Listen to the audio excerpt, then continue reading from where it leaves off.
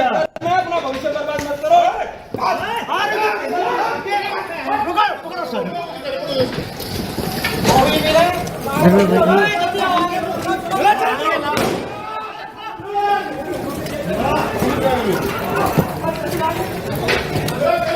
इस्तेमाल करना पड़ा। पुलिस ने कहा कि वो लोग जो यहाँ पर जो है वो नेतागिरी कर रहे हैं या नेताओं के चक्कर में आप जो है कानून व्यवस्था को बिगाड़ने की कोशिश कर रहे हैं, वो भरों की ओर चले जाए। ప్రస్తుతం ఇంకా సంబాల్ ప్రాంతం అంతా కూడా నివురుగప్పిన నిప్పులానే ఉంది. ఘర్షణలతో నలుగురు చనిపోవడం, 50 మంది పోలీసులు గాయపడడం, మళ్ళీ పోలీసులు కొంతమందిని అదుపులోకి తీసుకోవడం, అదుపులోకి తీసుకున్న వాళ్ళ మహిళలు కూడా ఉండడంతో ఏ క్షణాన ఏం జరుగుతుందో అనే ఆందోళన కనిపిస్తోంది. ఓవైసీ అసదుద్దీన్ ఓవైసీ కూడా స్పందించారు. 200 ఏళ్లకు ముందు నుంచి అక్కడ మసీదు ఉంది అని ఆయన అంటూ ఉన్నారు. స్థానిక కోర్టు ఇచ్చిన ఆదేశాలను అసదుద్దీన్ ఓవైసీ తప్పుపడుతున్నారు. మా ప్రతినిధి గోపి ఉన్నారు పూర్తి సమాచారం అందించడానికి. ఎస్, గోపితో మాట్లాడే ముందు ఒకసారి అసదుద్దీన్ ఓవైసీ ఏం మాట్లాడారో చూద్దాం. देखिए, सबसे पहली बात तो ये है कि संभल की चंडोसी की जो जामा मस्जिद है वो कोई 50 साल 100 साल नहीं बल्कि 200-250 साल पुरानी मस्जिद है, उससे ज़्यादा है। वहाँ पर कोर्ट की तरफ से बगैर मस्जिद के जिम्मेदारों को कमेटी को सुने उन्होंने एक एक्स पार्टी ऑर्डर पास कर दिया, वो गलत है। दूसरा ये है कि एक बार तो आपने गलत ऑर्डर दिया, सर्वे हो गया, दूसरा सर्वे जबकि आपने किसी को इत्तला नहीं दी। तीसरी बात यह है कि पुलिस का ये काम था कि मस्जिद कमेटी को कॉन्फिडेंस में लेते या वहाँ की पीस कमेटी को। चौथी बात यह है कि जो सर्वे करने लोग आ रहे हैं वो प्रोवोकेटिव स्लोगन्स लगा कर आ रहे हैं, वो वीडियो उसका है, पब्लिक डोमेन में है। और उसके बाद जो वहाँ पर वायलेंस हुआ जिसमें 3 मुसलमानों को गोली लगी, उनकी मौत हुई, हम इसका कंडेम करते हैं। ये फायरिंग नहीं बल्कि मर्डर है। और जब से बाबरी मस्जिद राम मंदिर का जजमेंट आया, जिस बात को मैं पर्टिकुलरली कह रहा हूँ कि उस जजमेंट के बाद ये सब चीज़ें खुलेंगी और एक के बाद एक खुल रही हैं। एएसआई प्रोटेक्टेड मॉन्यूमेंट सब बातें कर रहे हैं, क्या एएसआई के कानून में नहीं है कि आप उसका रिलीजियस नेचर चेंज नहीं, कैरेक्टर चेंज नहीं कर सकते? किस बुनियाद पे कर रहे हैं ये? और आप किस बुनियाद पर अपने फेथ को दूसरों पे थोपेंगे? भाई, कानून कोई चीज़ है ही नहीं है। जिस दिन कोर्ट में सुनवाई होती है उसी दिन ऑर्डर हो जाता है, उस दिन सर्वे भी हो जाता है। ये तो 1948 में ऐसे ही हुआ था बाबरी मस्जिद में। तो ये जो फायरिंग हुई है ये फायरिंग नहीं है, मर्डर है।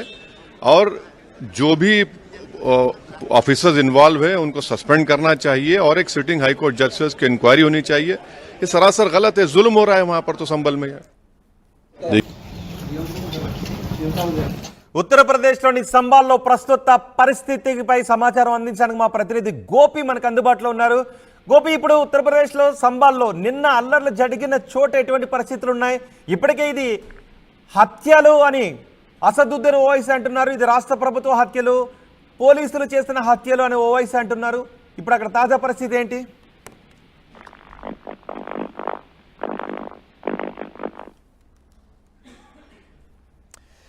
ఉత్తరప్రదేశ్లో సంబాల్లో పరిస్థితి ఇంకా నివురు కప్పిన నిప్పులానే ఉంది. సంబాల్లో ఇంకా హై టెన్షన్ వాతావరణం కనిపిస్తూ ఉంది.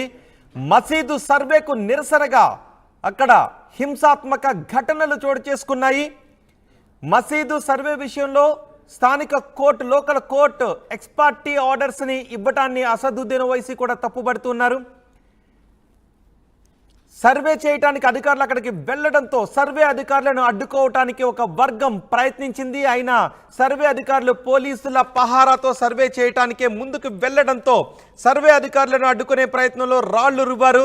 పోలీసులకు అడ్డుకుంటున్న సర్వే అధికారులను అడ్డుకుంటున్న వర్గానికి మధ్య వాగ్వాదం కూడా చోటు చేసుకుంది.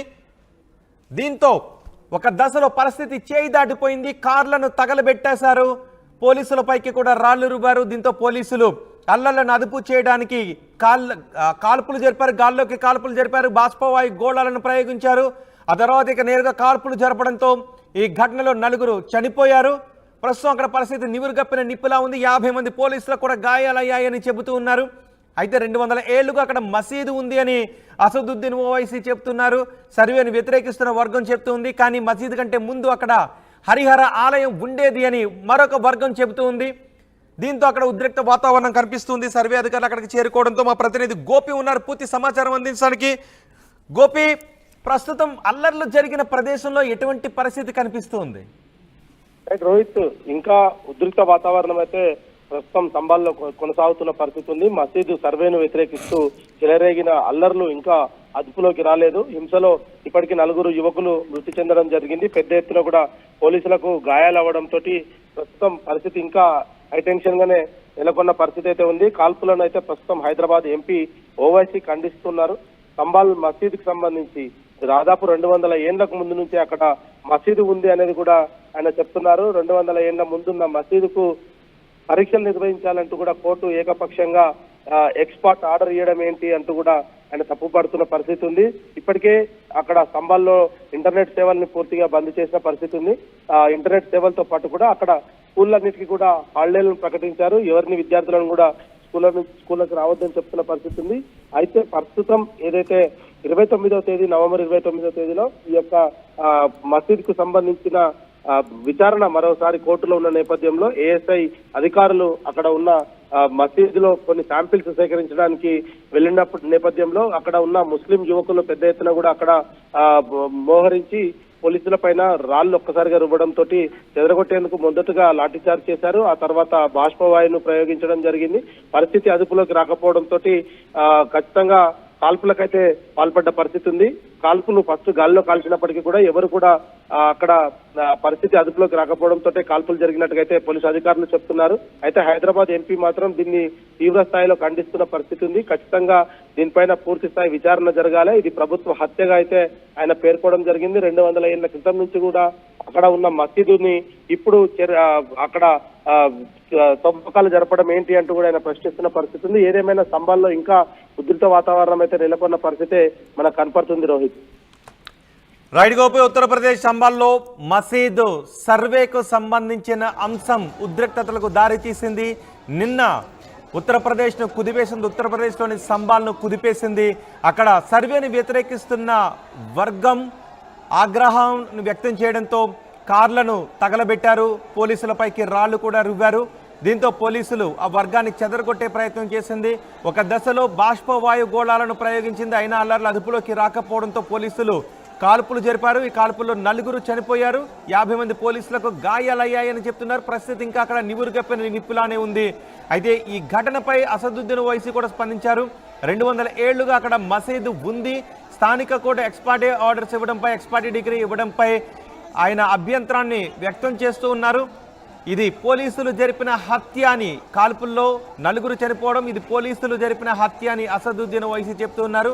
అయితే ఒక వర్గం అక్కడ మసీదు 200 ఏళ్ల నుంచి ఉందని చెబుతుంటే మరో వర్గం మాత్రం అక్కడ హరిహర ఆలయం అంతకు ముందే ఉండేది అని మరొక వర్గం వాదిస్తూ వస్తుంది. దీంతో సర్వే నేపథ్యంలో అక్కడ ఉద్రిక్త పరిస్థితులు చోటు చేసుకున్నాయి. ఇంకా ఉద్రిక్త పరిస్థితులు కొనసాగుతున్నాయి. అక్కడ ఇంటర్నెట్ సేవలను నిలిపివేస్తారు. దీంతో పూర్తిగా కమ్యూనికేషన్ వ్యవస్థ అక్కడ నిలిచిపోయి ఉంది. ఎటువంటి పుకార్లు వ్యాప్తి చెందకుండా అక్కడ ఇంటర్నెట్ సేవలను బంద్ చేశారు. సాధారణ పరిస్థితులు తీసుకుని రావడానికి ప్రయత్నాలు జరుగుతున్నాయి.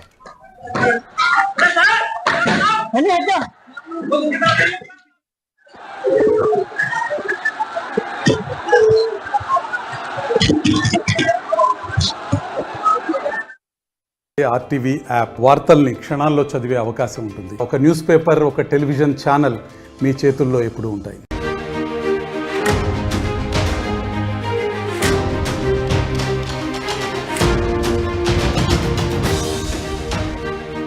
బ్రేకింగ్ న్యూస్, ఉత్తరప్రదేశ్లో సంబాల్లో ఇంకా ఉద్రిక్తత పరిస్థితులు కొనసాగుతూ ఉన్నాయి. హైటెన్షన్ వాతావరణం కనిపిస్తూనే ఉంది.